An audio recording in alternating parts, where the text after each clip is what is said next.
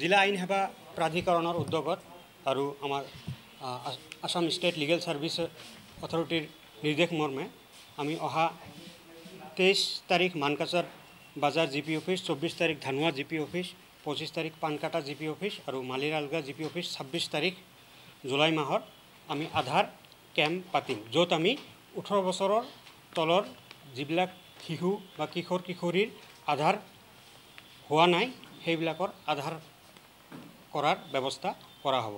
এইটো একচুৱেলি আমাৰ সাথী কেম্পেইনৰ অধীনত পৰে। মেইনলি সাথী কেম্পেইনৰ অধীনত যিবিলাক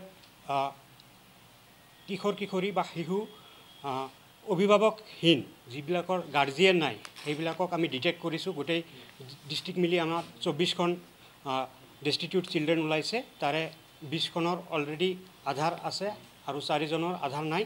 তেনেকুৱা যদি আৰু ওলায় এই আমাৰ এই অনাগত 4 দিনত যে আমি আধাৰ কেম্প বহিম, তাত আমি তেওঁলোকৰ আধাৰৰ ব্যৱস্থা কৰা হ'ব।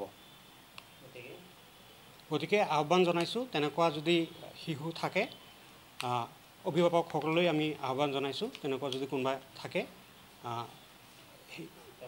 তেওঁলোক এই 23, 24, 25, 26 এই আমাৰ 4টা জিপি অফিচত উপস্থিত হৈ আধাৰ কৰাৰ কাৰণে যেন হাজিৰ হয়।